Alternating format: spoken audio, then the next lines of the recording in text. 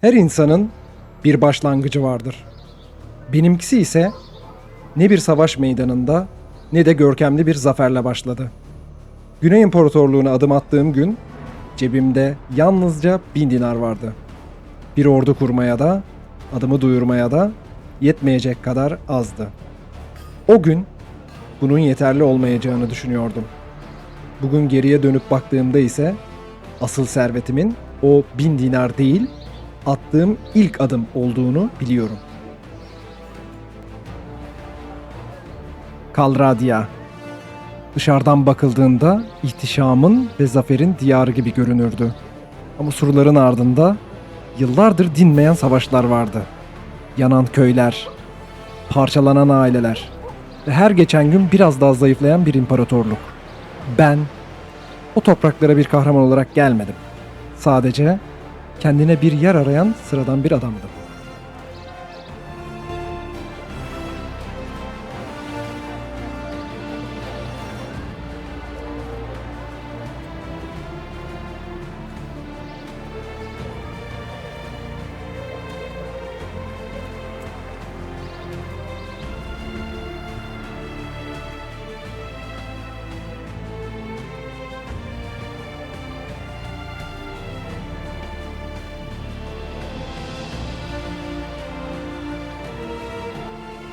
Babam, Güney İmparatorluğu'na hizmet eden bir hekimdi. Bana bir insanı yaşatmanın bir can almaktan daha büyük bir zafer olduğunu öğretmişti. Çocukluğum yaraları sarmayı öğrenerek geçti. Ama imparatorluğun bitmek bilmeyen savaşları babamı da benden aldı. Bir kuşatmada yaralı askerleri kurtarmaya çalışırken kendi hayatını kurtaramadı. O gün ilk kez şunu anladım. Bazen bir hayat kurtarmanın tek yolu önce savaşı kazanmaktı. İşte bu yüzden yolumu Güney İmparatorluğu'na çevirdim. Ve kendime tek bir hedef koydum. Bir gün Regea'nın sancağı altında savaşacaktım. Odanın parasını ödemedin. Diyara atımı sürmeden önce ayaklarımın üzerinde durmayı öğrenmeliydim. Eğer kader beni kılıçla karşılayacaksa önce kılıç tutmayı öğrenmeliydim.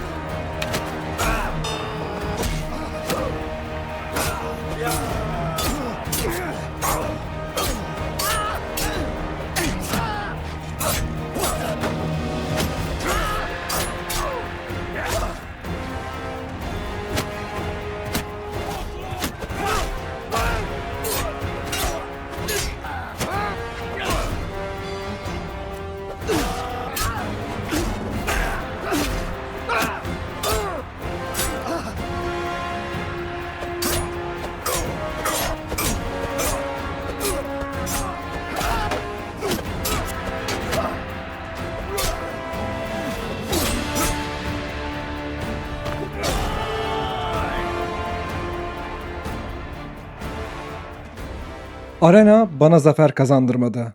Ama ilk dersimi verdi. Arenadan çıkıp atımı Kalradya'nın tehlikeli yollarına sürdüm. Artık hayatın gerçek yüzüyle tanışma vakti gelmişti. Kalradya, haydutlar için her zaman bereketli bir toprak olmuştu. Bunu bu diyarda yaşayan herkes bilirdi. Yanıma biraz erzak aldım ve köylerden kaderini değiştirmek isteyen birkaç tecrübesiz genç. Hikayemiz işte böyle başladı. Basamakları tırmanmanın daha kolay yolları vardı. Ama ben onlardan biri olmayı değil, onların peşine düşmeyi seçtim.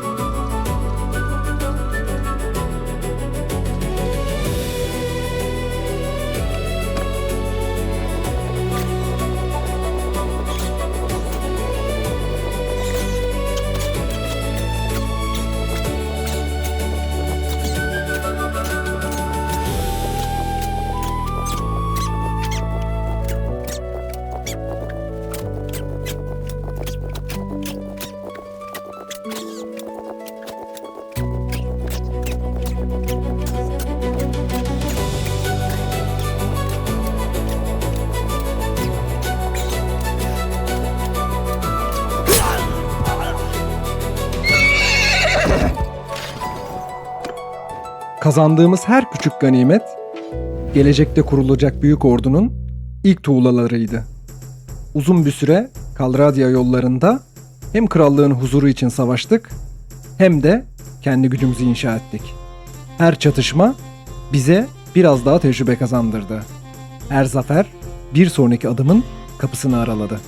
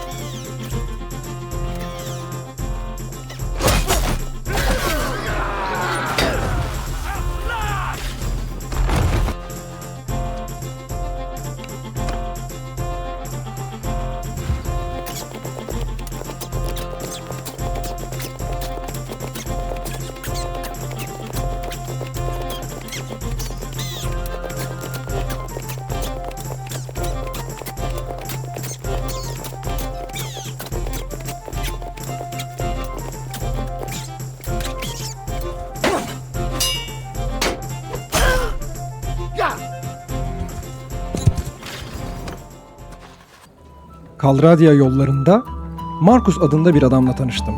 İsmini daha önce defalarca duymuştum. O da benim attığım küçük adımları fark etmişti. Kısa bir sohbetin ardından yollarımız birleşti. Her grubun iyi bir kılıca ihtiyacı vardır. Ama doğru yolu bulamayan bir kılıç hiçbir işe yaramaz. Markus, Şahin kadar keskin gözleriyle tam da aradığım adamdı.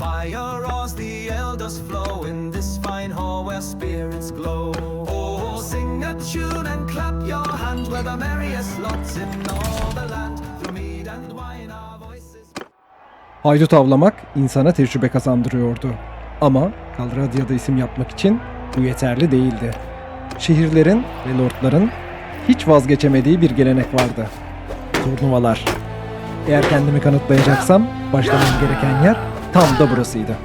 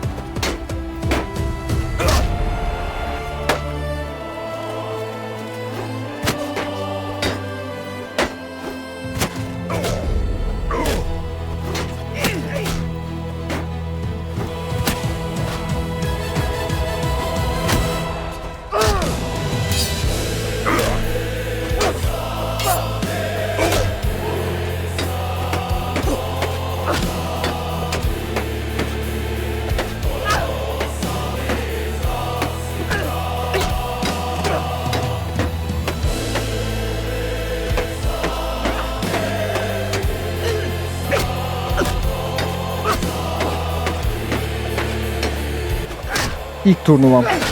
Beklediğimden daha zorluydu. Defalarca sınırlarımı zorlamak zorunda kaldım ama kendime olan inancım beni yarı yolda bırakmadı. Ve ilk kez adımı bir turnuvanın galibi olarak duyurdum.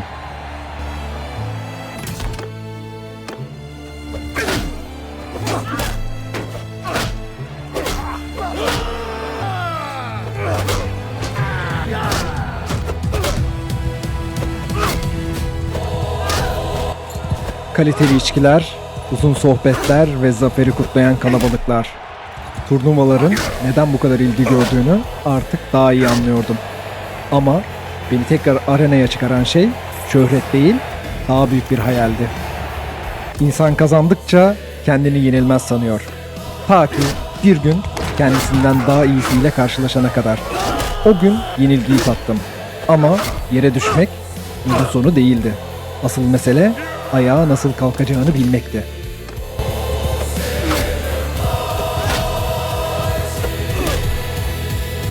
Turnuvalarda daha uzun yıllar geçirebilirdim.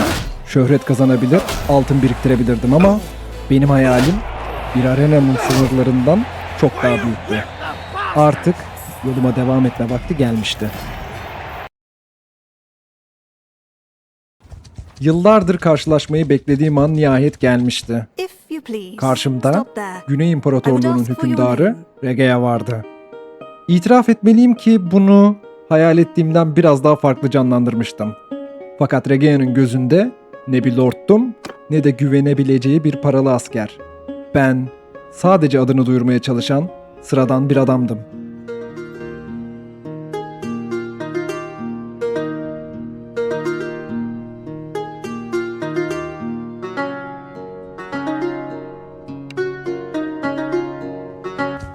Regea'nın güvenini henüz kazanamamıştım. Bu yüzden ilk görevimi imparatorluğun bir lordundan aldım. Ardından köy köy dolaşacaktım. Kimi zaman bir çiftçinin umudu olacaktım. Kimi zaman bir köyün güvenliği için kılıç çekecektim. Belki yaptığım işler büyük değildi ama insan bazen en büyük hedeflerine en küçük adımlarla ulaşır. Oi, sorry, I don't think I know you.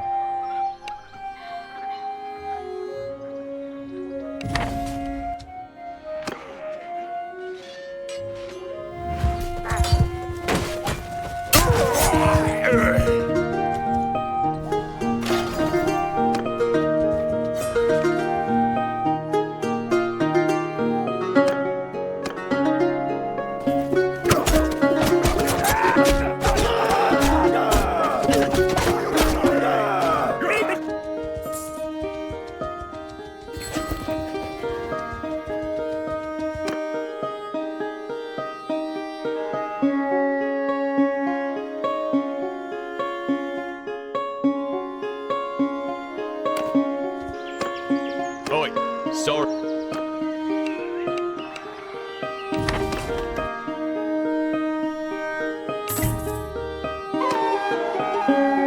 Well, good day to.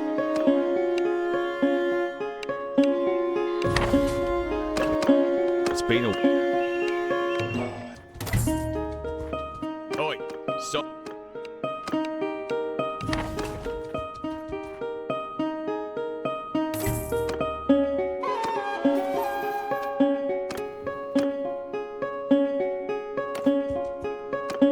Yeah, you.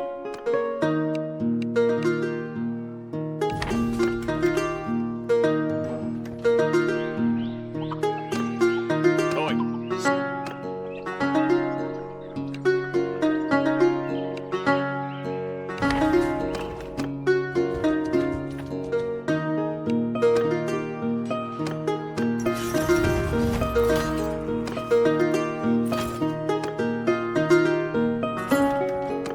It's been.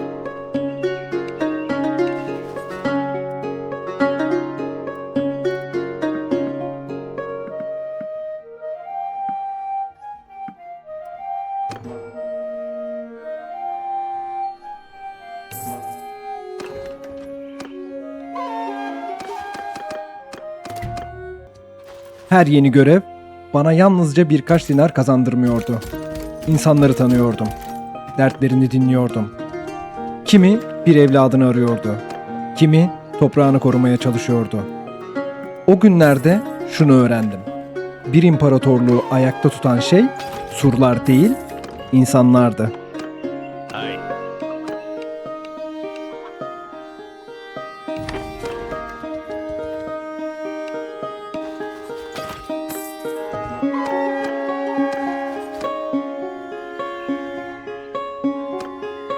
Oi. It's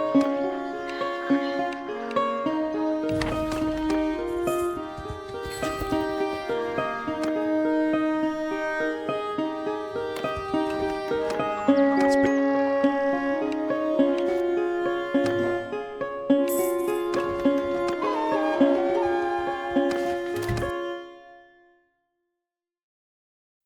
Attığım her adım beni tam da olmam gereken yere getirmişti.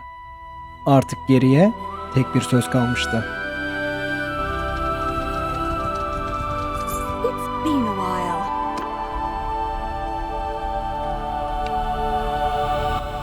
Yıllar önce duvarıma astığım o portre artık karşımda duruyordu.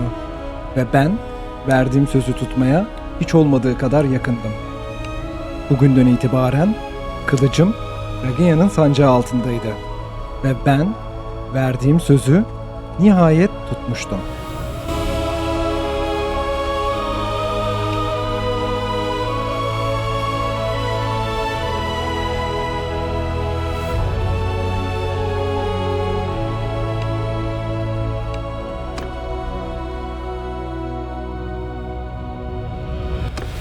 Fakat ettiğim yeminle birlikte gerçeği de gördüm. İmparatorluk zor zamanlardan geçiyordu. Kaybedilen şehirler, dört bir yandan yaklaşan ordular ve bizi bekleyen uzun bir savaş.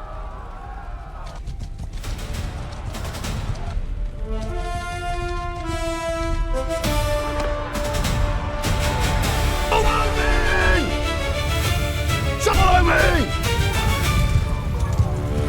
Warrior!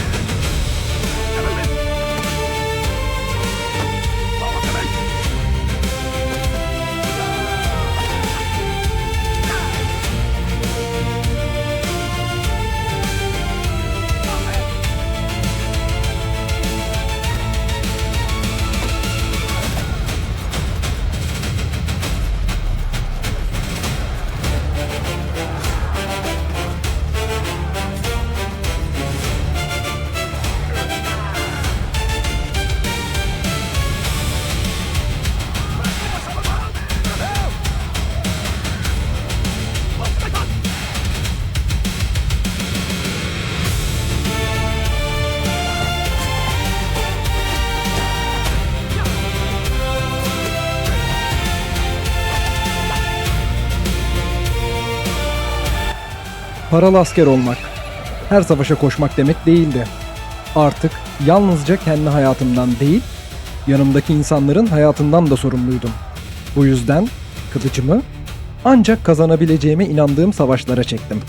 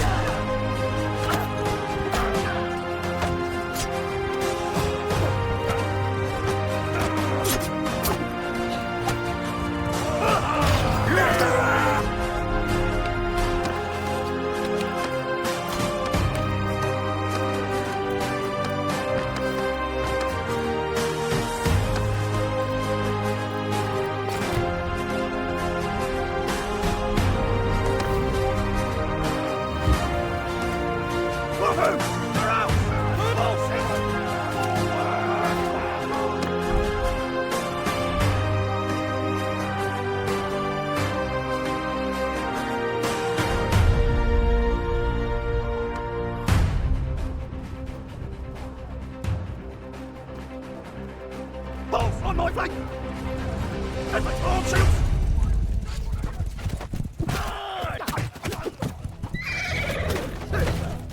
And my mother!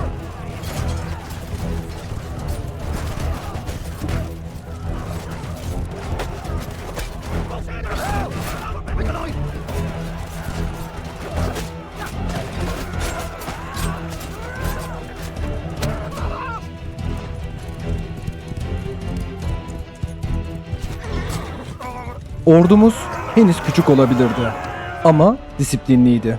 Her çatışmadan biraz daha tecrübeli çıkıyorduk ve ben büyük savaşların küçük zaferlerle kazanıldığını öğreniyordum.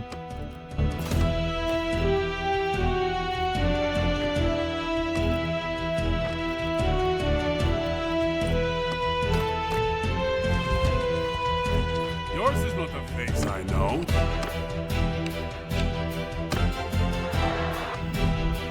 Oh my god! Oh, get him! And my arm shields!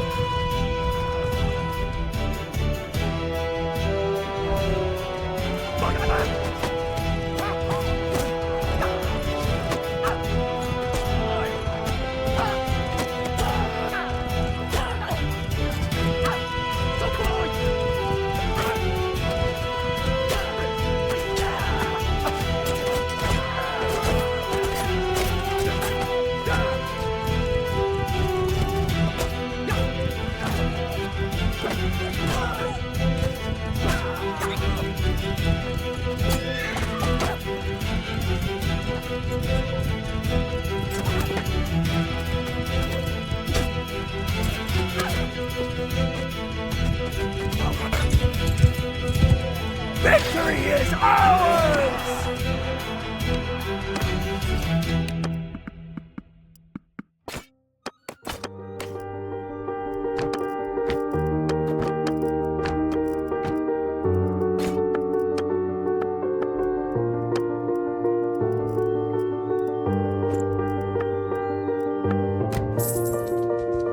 Close enough. Who are you?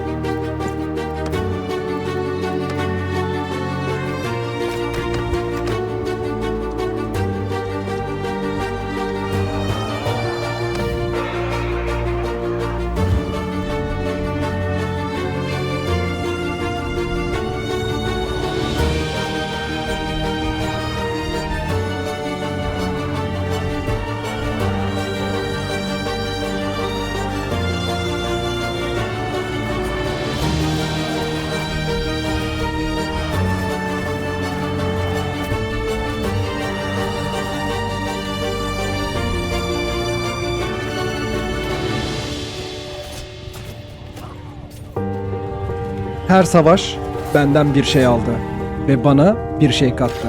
Kılıcım her geçen gün daha da keskinleşiyordu. Ama ruhum da bir o kadar ağırlaşıyordu.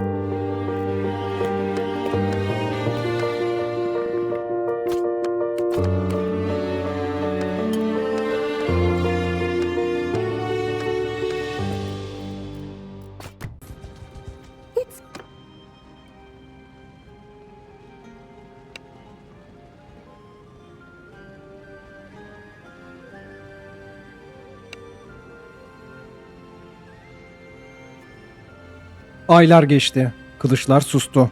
Krallıklar barış masasında buluştu. İlk kez derin bir nefes alabildiğimizi düşündüm. Ordular toplanıyor, yaralar sarılıyordu. Ama huzur Kalradia'da uzun sürmezdi. Tam her şey yoluna girmeye başlamışken Kuzeyitler savaşı ilan etmişti.